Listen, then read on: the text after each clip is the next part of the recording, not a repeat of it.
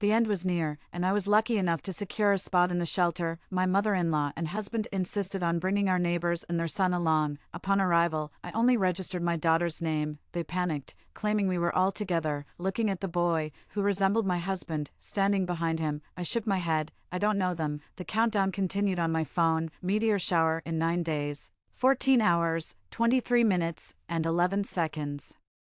Please proceed to the nearest shelter for registration. I stared at the screen, lost in thought for a long time. Had I been reborn, after a torturous death? I found myself back to the day I received the shelter notification. In my past life, I had been fortunate to draw a shelter spot for myself and up to 3 family members. However, during a discussion, our neighbor Ella, who had come over, overheard and pleaded with us to take her and her son too, on the way there.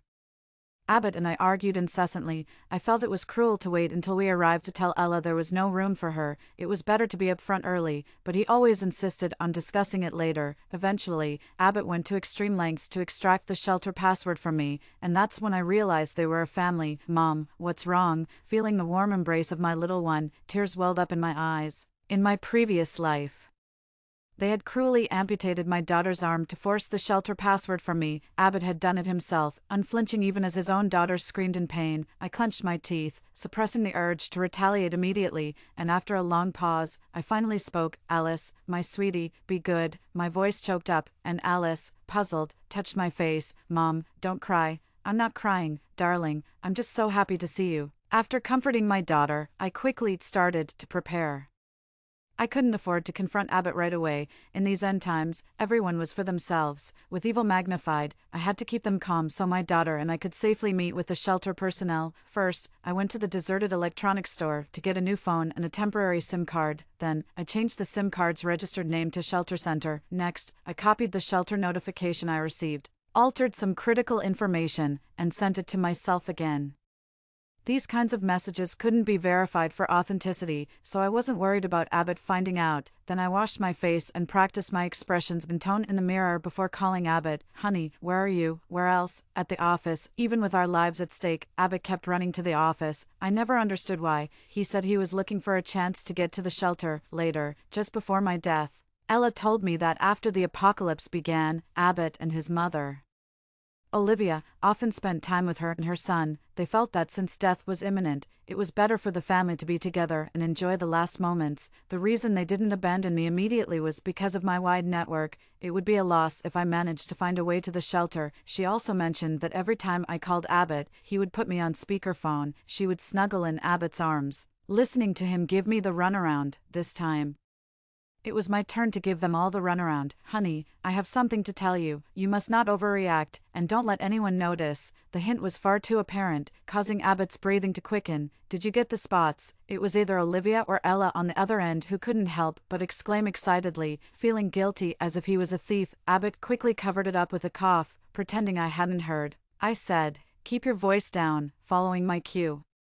Abbott lowered his voice. How many spots? 6 in total. 6, honey, listen to me. Even though there are 2 extra spots, we can't make this public. Of course not. What I mean is, since we don't really have any relatives left, maybe we could include Ella from upstairs. Why would we invite her? Abbott was very cautious. Could we make a good amount of money by selling these spots? At this point, what good is money? I think Ella has been really good to our mom.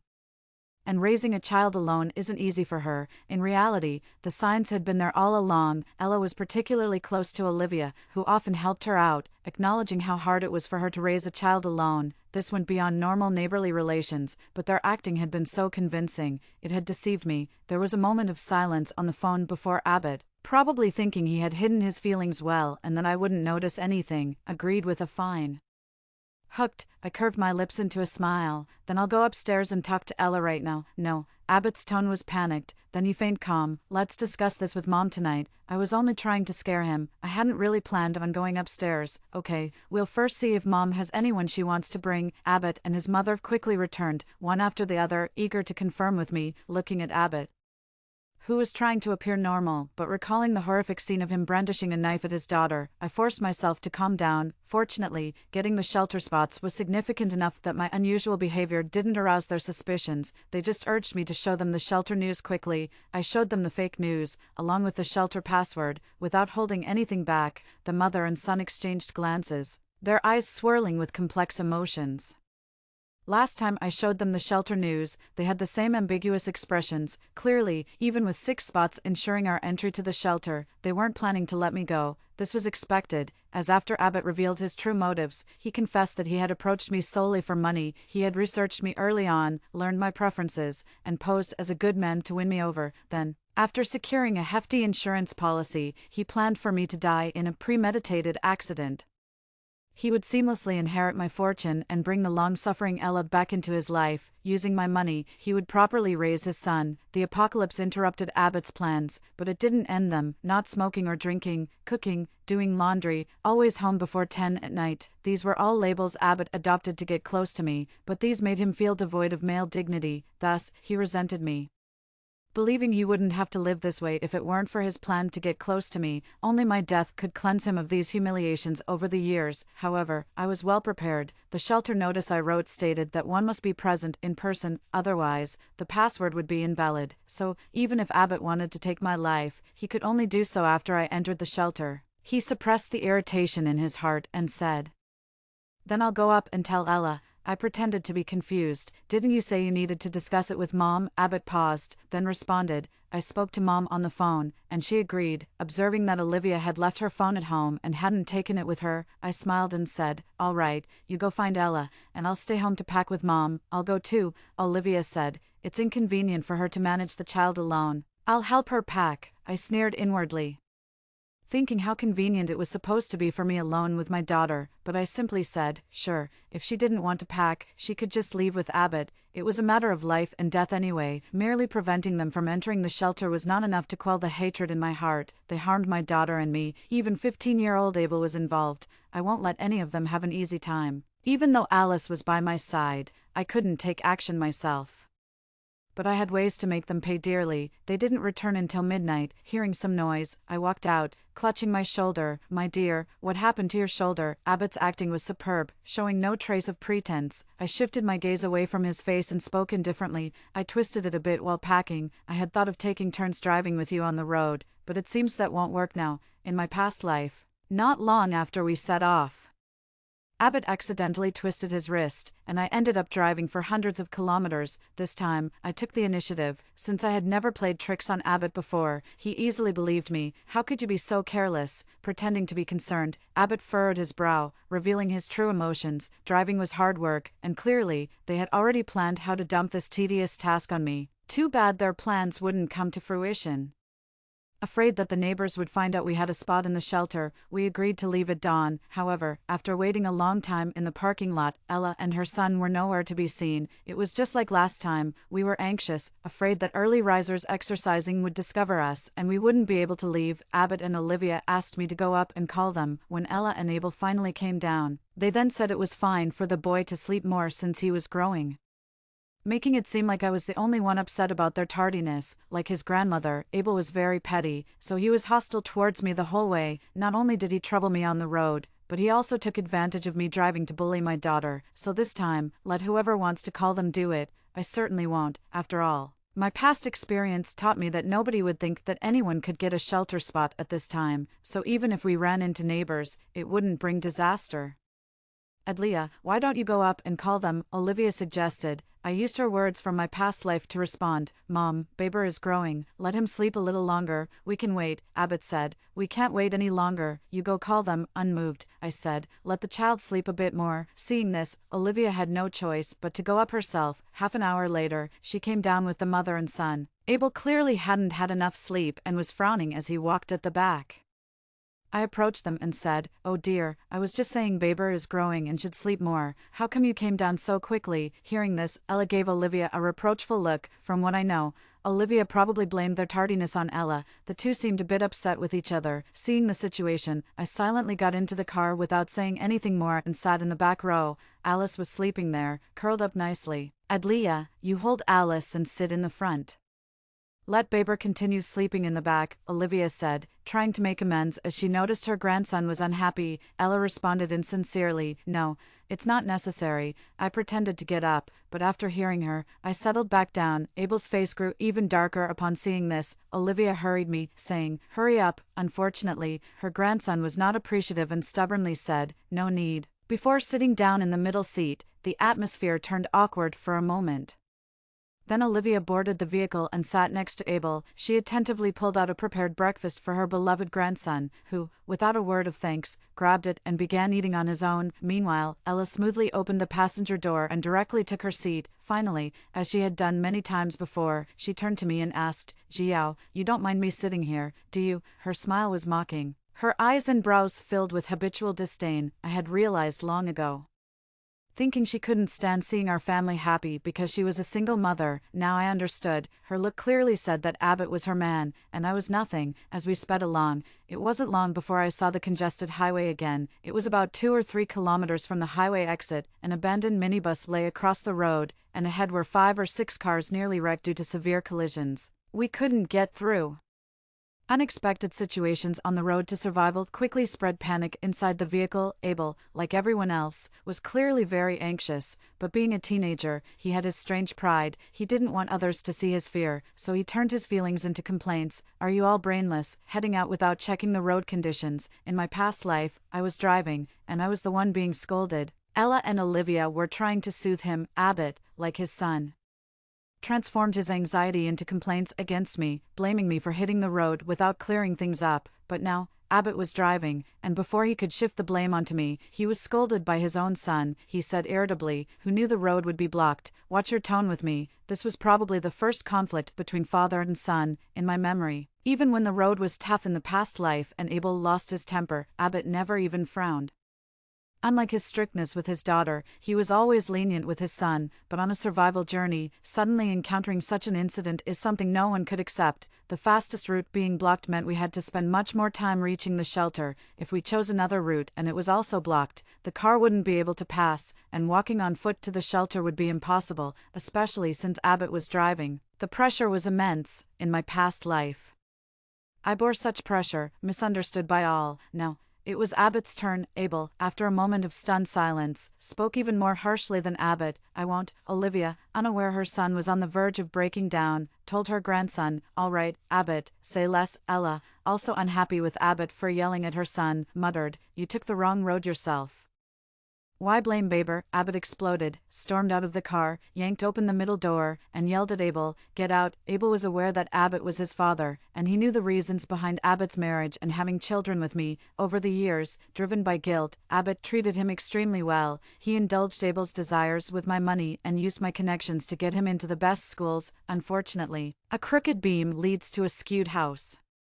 No matter how much they tried to groom Abel, they couldn't change his bad genetics, which he inherited from his biological father. Abel retorted defiantly, "Who do you think you are? Why should I listen to you?" Initially, Abbott's reaction was just a spur of the moment, but now, provoked by his son, his frustration turned into rage. He grabbed Abel by the collar, hoping to intimidate him with violence. Abel, young and hot-headed, was not scared and kicked out fiercely. Abel put all his strength into it, but Abbott, in his prime, ultimately had the upper hand. Though he staggered, he didn't loosen his grip but instead pulled Abel halfway out of the vehicle. Seeing this, Olivia quickly got up to intervene. Abel, seeing a figure move, swung his arm instinctively. Olivia wasn't steady and was pushed hard against the car door. The loud noise halted the escalating conflict. Olivia slumped into the chair, taking a while to regain her composure, holding the startled Alice. I feigned concern. "Mom, what's wrong?" Olivia tried to sit up but suddenly turned pale and cried out in pain. Her right arm was visibly bent at an odd angle, likely broken. Olivia suffered from severe osteoporosis. The doctor had advised her to cut down on tea and coffee, but to flaunt her wealth, Olivia ignored my advice. She loved checking into various coffee shops, posting on social media, and calling friends to like her posts. Before I died, Olivia had listed many of my supposed crimes to justify killing me, including this issue. She claimed that my preventing her from visiting coffee shops meant I looked down on her and didn't want her spending my money. There were many such baseless resentments. Back then, I realized that all my care for Olivia was seen by her as evidence of my disdain. I patted my daughter's hand, which was trembling slightly from excitement. In my plan, Olivia was the first one who was supposed to die, but now It seemed she might die without me doing anything. There was a part of the path ahead that required climbing, and she wouldn't be able to make it in her condition. After Olivia moaned for a while, Abbott finally realized something was wrong. "Mom, what's wrong?" "Abbott, I think I've broken a bone. Hurry, take me to the hospital." Abbott was silent. "What are you waiting for? Hurry up." I blame myself for having been too obedient before, giving Olivia the illusion that her son would be equally compliant. After a prolonged silence, she suddenly realized something, her already pale face turning ghastly. "Abbott, the pain is unbearable." Similarly, Olivia often played the victim in front of me, always successfully, which gave her the wrong impression. She thought it would work on Abbott as well. Unfortunately, Abbott was unmoved, not even bothering to check on her. He just stood on the other side of the car, frowning. Clearly displeased by his mother's unreasonableness, I urged, "Husband, what are you waiting for? Hurry and take Mom to the hospital." "No." Before Abbott could respond, Ella spoke up hastily. Olivia looked at her in disbelief. "Really, Ella, you heartless thing, after all I've done for you." With that, Olivia burst into tears. Ella ignored her, with life hanging by a thread. Who has the time to worry about saving face? They ultimately didn't go to the hospital. Abbott followed the GPS directions onto a national highway not far away. Realizing she couldn't change anything, Olivia stopped wailing after a while and switched to soft moans. She was genuinely in pain. Ideally, she should have received some basic treatment and taken some painkillers. It's unclear whether Abbott and Ella didn't think of this or just couldn't be bothered. Watching her suffer, I felt a perverse sense of relief. Suddenly, Abbott braked sharply, and Olivia, who hadn't buckled her seatbelt, was thrown forward due to inertia. Instinctively, she reached up to brace herself, using her fractured arm as well. This was followed by her continuous screams. The baby Alice, whom I had just soothed to sleep, woke up frightened, but calmed down again when her eyes met mine. My gaze fell on her tiny shoulders, thinking, it's still not enough. The pain Olivia was enduring was nothing compared to what my daughter and I went through in our previous life. But I couldn't bring myself to be as cruel as they were. However, I could torment them psychologically. "Abbott, check on what's wrong with Mom," I said, holding Alice firmly in the back seat. Abbott, ignoring his own mother's screams, was unlikely to heed my words. He got out of the car without a word, followed closely by Ella. Abel, annoyed by her whining, also slammed the car door and got out. I put headphones on Alice to listen to a story and spoke softly, regretting it yet. Olivia, contorted with pain, turned to me and asked, "What did you say?" Being so nice to Ella and Abel. "Do you regret it now? Look at you with a broken arm, and they don't even ask." She felt the sting in my words. "You, as a daughter-in-law, do nothing. How can you blame others? It's your son who..." "You're lying," Olivia snapped back, furious. "It must be something you told him." She was used to excusing her son, even when the truth was glaring. I nodded. "Okay, it was me. I even told him you're a burden and to abandon you." Olivia's face registered shock. She knew I was right, but refused to admit it, spouting nonsense instead. But she hadn't expected me to say that. Panic, fear, and disbelief flitted across her pale face. Her mouth opened and closed, unable to decide what to say. While she was stunned, I got out of the car with the child. Before us was the only remaining path to the refuge center, having been circled back on itself. But it had been deliberately destroyed. Nearby, a few large grain silos stood. Perhaps the local people, fearing looters, had intentionally destroyed the bridge. Only a narrow path wide enough for one person remained on either side. This was where Olivia would meet her end. Abbott came up to me and said, "We'll have to walk from here. I mean, let Ella go first to check the path. She's lighter since she's a woman." In a past life, Abbott had chosen me. I was very scared then and dared not cross. He took Alice away, threatening to throw her off the bridge if I didn't scout ahead. That was when I realized the man beside me was less than a beast. Later, to avoid him forcing me to scout again and leaving Alice alone, I told him the refuge shelter's passcode. Originally, my intention was to threaten Abbott, but instead, I ended up pushing both myself and my daughter into hell. This time, however, because I tampered with the refuge notifications, I became someone Abbott had to protect, and the one left behind was Ella. In a previous life, it was Ella's idea to use Alice to force me to scout ahead. The louder my daughter cried, the higher Ella's lips curled in satisfaction. Even though it was Abbott who approached me for money, she hated me as if I had stolen Abbott away from her. This time, it was my turn to watch the drama unfold, with my approval. Abbott asked me to relay the message. I took pleasure in playing the villain, going straight to Ella and cutting to the chase. "Abbott wants you to scout ahead." That's exactly what she had told me in a past life. I assumed she wanted me to scout, but under the guise of Abbott's orders. When I went to confirm with Abbott, he stood by Ella's side instead. Ella's reaction was exactly like mine in the past life. She looked at me as if I were a fool. "Abbott said that. How is that possible?" After she spoke, she loudly addressed Abbott. She told me to scout ahead. Ella's tone carried a hint of coquettishness, hoping Abbott would administer justice. Abbott, not expecting me to betray him, was caught off guard, but at this point, there was no need for secrecy. He coldly stated, "Then you better go quickly." Ella was incredulous. "What did you say?" I said. Abbott enunciated each word. "You better go scout ahead quickly." "Are you insane?" Ella couldn't believe that Abbott would so casually send her to her potential death, struggling to accept it. "Don't you know this could get someone killed?" At this point, Abbott dropped the pretense, his voice chilled. "That's exactly why you need to scout." Ella finally realized Abbott was serious. She broke down. "I won't go." As she spoke, Ella subconsciously glanced towards her son. Unlike me in the past life, she wasn't entirely helpless. After all, she had a son who could stand up to Abbott. Unfortunately, her overly spoiled son, Abel, didn't care about her life or death. To him, surviving was what mattered most, and to survive, he couldn't afford to offend me. Thus, the one sent to scout was naturally Ella. Ella realized she was completely isolated and panicked. I took the opportunity to threaten, "If you don't go scout, even if we reach the refuge, I won't let your son in." Ella wasn't the type to risk her life for her son, especially since he had just abandoned her, so she wasn't intimidated, scoffing, "Whether he lives or dies is none of my concern. Let those who care.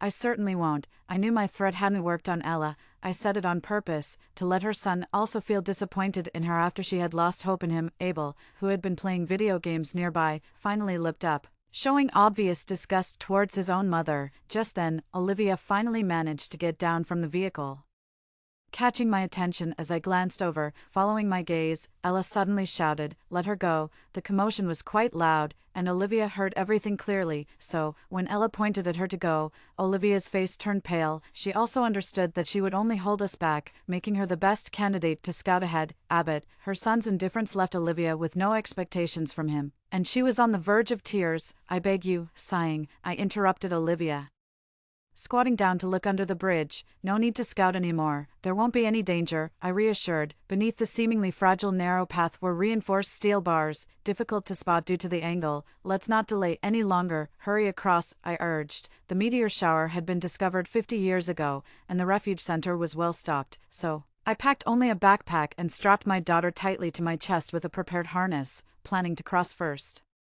Abbott held me back. "Maybe we should have someone scout ahead. If I died, he wouldn't be able to enter the refuge center." Ella thought he was just worried about me, her eyes reddening with emotion, but after my threatening words, she no longer dared to be as arrogant as before, gritting her teeth in silence. "It's okay," I told Abbott. "I'm an engineer. This structure is simple and definitely safe." Seeing my confidence, he relaxed and instructed, "Still, be careful." I nodded, lowered my center of gravity, and quickly crawled across with my child. This was my third time crossing here. In my previous life, I was sent to scout the path and then sent back to carry some items, making my second trip. The third time felt routine. Standing on the side, I waved to the others. "It's safe. Come on over." Abbott nodded, went to get his belongings from the car, and Ella opened the trunk to trim down their luggage. Both ignored Olivia's pleading eyes.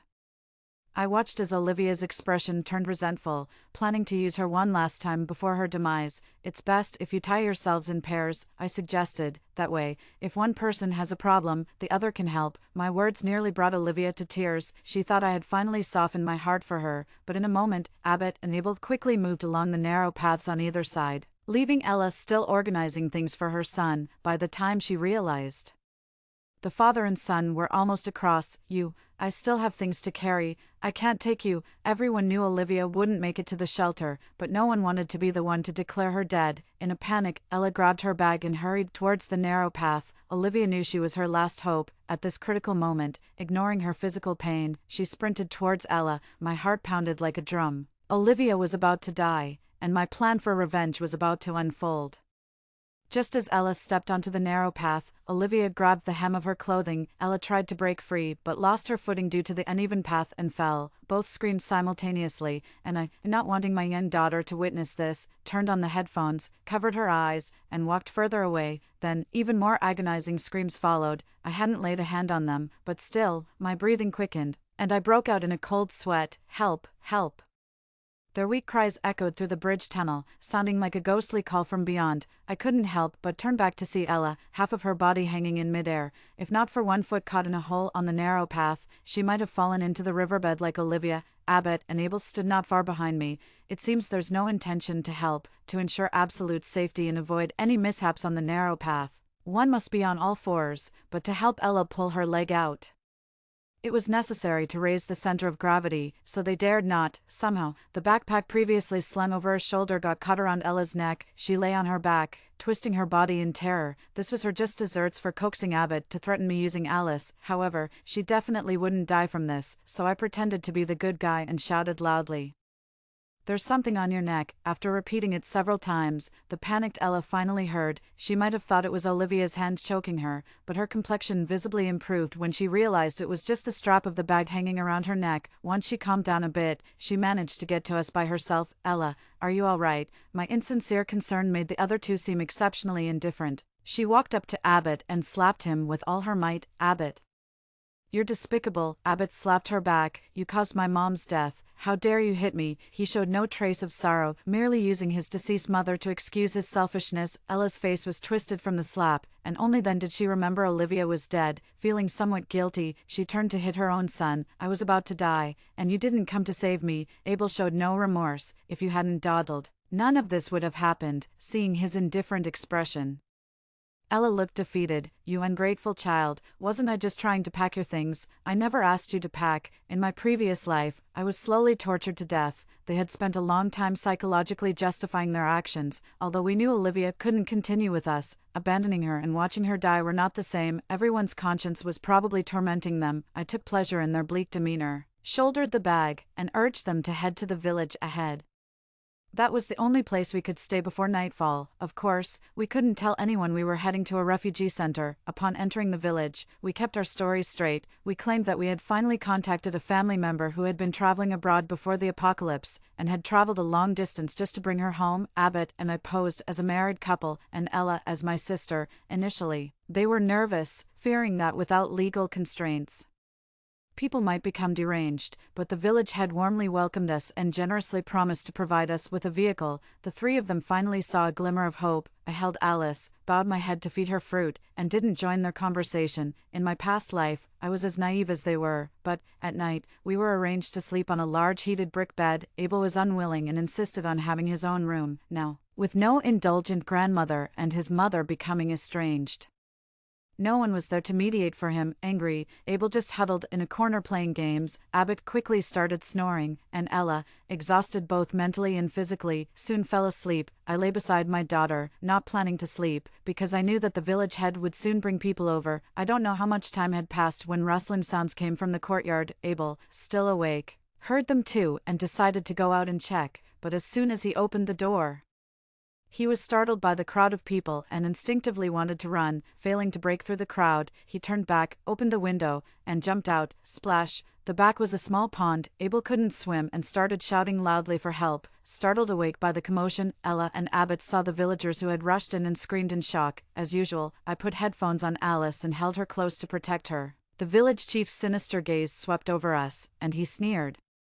"You all were trying to seek refuge, weren't you?" The panicked expressions on their faces confirmed his suspicion. For the first time, Abel was brought back, soaking wet, with algae and foul-smelling trash clinging to him. The chief, sitting in his grand armchair and covering his nose in disgust, said, "I could let you go, but one of you must stay behind. After all, we can't seek refuge to balance our feelings. One of you must stay to bear our resentment." His eyes scanned each of us, waiting for us to make a decision. Previously, the room was lit by a single dim lamp, but now, with the main lights turned on, the mottled walls were fully visible. They looked like dried bloodstains. Even the bed we slept on seemed to have marks of blood in various shapes. Except for me, they were all terrified, unsure of how to react. The village chief, losing patience, banged a cleaver against the wall. "I'll count to 10. If you can't decide, I'll assume you all wish to die." The blood on the walls was real, and that cleaver had indeed taken many lives, but in a previous life, before letting us go safely, the chief had mentioned he was tired of killing too many people, so, later, when others passed through, he would just scare them and let them go. Watching the reactions and expressions of the passers-by was more amusing to him than the thrill of the kill, so, I wasn't afraid. I knew I wouldn't die. But they didn't know this and were trembling with fear. 1, 2, 3.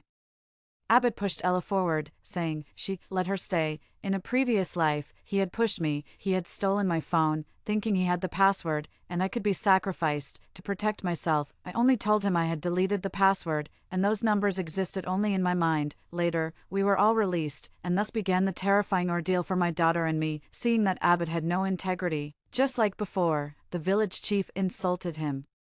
Then he bluntly addressed the relationship between him and Ella. "You two are married, aren't you?" "Not at all." Abbott was visibly agitated. "Don't talk nonsense." The chief stroked his chin. "That's odd. Her son looks a lot like you." After a pause, he gave me a meaningful look. "It couldn't be that you received the refuge information, could it?" "It's not her." Abbott denied it vehemently again. Fearing that the chief might replace them and go to the refuge center with me, the chief laughed.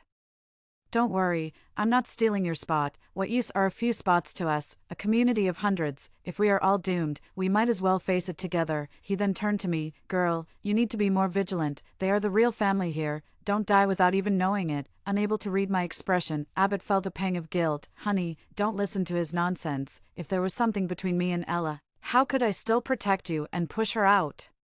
The chief was merely sowing discord with his baseless claims. Seeing Abbott respond this way, he looked sympathetically at Ella. "Well, it looks like he has chosen you." Ella had been abandoned several times along the way, and the chief's words only added to her despair. She thought she was truly going to die here, and decided to let it all out. "Adlia, you've been deceived by Abbott." He actually, before she could finish, Abel, seizing the moment when those nearby were distracted, snatched the knife from his hand and plunged it straight into Ella's chest. Ella looked down at the knife handle protruding from her chest, then lifted her head in disbelief to gaze at her own son. "Baber, Mom, it's for your own good. I didn't want to leave and have you bullied by them alone." Gritting his molars, Abel continued to speak while repeatedly stabbing Ella several times. Amid my shock, I glanced toward my daughter still lying in bed. Good, she was sound asleep, showing no signs of waking. Then I turned to look at Ella, who was desperately clutching at her son's pant leg, although it was unexpected and felt somewhat like letting her off easily.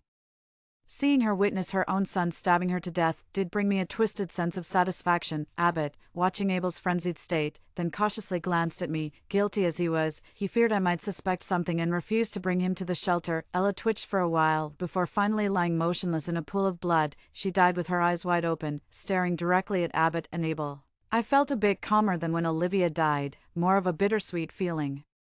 I knew Abel was a scoundrel, but I never expected him to stoop so low. Even if Ella had told me the truth, I might not have believed her. I just thought she was trying to sow discord between us and drag Abbott down as she died. Yet, for the sake of getting to the shelter, he didn't hesitate to kill her. The village chief stroked his chin. "You kid, I was just trying to scare you, and you actually did it." He continued to stir trouble, telling me and Abbott, "You two better be careful on the road.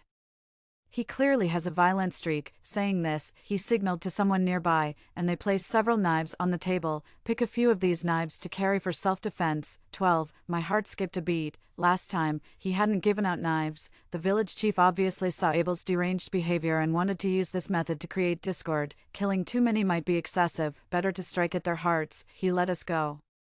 But whether we could actually reach the shelter remained uncertain. I made a request. "Village chief, do you have any vehicles with guard panels? The road ahead would be easier, mostly highway, and we could reach the shelter in just 5 or 6 hours. I needed to ensure absolute safety for my daughter and me." The village chief slapped his thigh. "Yes, yes, and it's a luxury vehicle at that. We left overnight." I drove, with Alice and me in the front. Abbott and Abel sat in the back.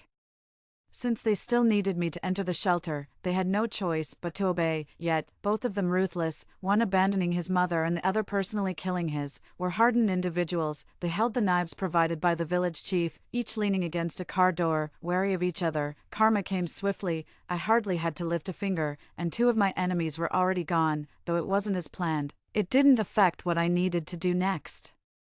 Both were extremely cold-blooded and utterly deranged. For the grand scheme I had prepared, I no longer had any hesitation. This father and son, they deserved it. Alice, utterly oblivious to what had happened, just sat in the passenger seat, eating and sleeping, sleeping and eating. As the hillside within my view drew closer, excitement surged within me. Just 2 or 3 kilometers ahead was the refuge center. After confirming that I could enter the refuge center without being myself, I was tied up in a shady spot and suffered inhuman torment for several days. It was there too that my daughter, not yet 3 years old, had her arm brutally chopped off, and this place marks the endpoint of my revenge. The car followed the path Driving all the way to the destination, I put headphones on Alice again and played a story for her. Then, I opened the small window on the dashboard and looked at the silent father and son. "Are we there?" Abbott let out a long sigh of relief. I shook my head. "Abbott, before we enter the refuge center, I want to ask you a question." Abbott, unaware of what was coming, casually replied, "Go ahead." He thought I was an easy fool to trick, never imagining that as we neared the refuge center, I would abandon him, if it weren't for the apocalypse. "Were you planning to kill me?" Abbott visibly stiffened, then tried to force a smile, attempting to look innocent. "Honey, what are you talking about? Ella told me everything." Abbott's expression crumbled, and Abel quickly tried to get out of the car to restrain me. Unfortunately for him, I had locked the car doors, thwarting his attempt. His reaction confirmed my suspicions. Abbott glared at him, still in denial. "Honey, I don't know what Ella told you, but you have to believe that I truly love you. Your mother also spoke to me. She told me when I wasn't looking after her in the car." "That's impossible, absolutely impossible." Abbott was completely panicked, his eyes darting around as he thought of ways to deceive me. I calmly watched his desperate demeanor. "I also know Abel is your son. Look how much you two resemble each other." Unable to leave the car, Abel suddenly reached through the small window, trying to grab me. I was prepared and did not let him succeed. "I can't just stand by and watch someone die. How about this? You kill Abel, and I'll take you to the refuge center." Abbott didn't expect me to say something so cruel. His pupils shrinking, the next second, Abel, taking the initiative, stabbed a knife into Abbott's leg. Abbott screamed in pain, and Alice, vaguely hearing it, turned her head to look back. Fortunately, she was too small to reach the small window. I took her little hand and rubbed it. "It's okay." Then, unhurried, I carried her out of the car. The refuge center was now in sight. I put on my backpack and carried the child toward it. Even if Abbott managed to survive, I wouldn't let him enter the refuge center. I just gave him hope, then left him trapped in the car to despair and await death. If Abel survived, the same would apply. Compared to these father and son's cruel tactics in their past lives, I had been merciful. The intermittent screams grew fainter, and the nightmare that haunted my mind gradually dissipated. My steps became lighter, and I walked briskly towards the staff members greeting me and us, just after completing the registration form.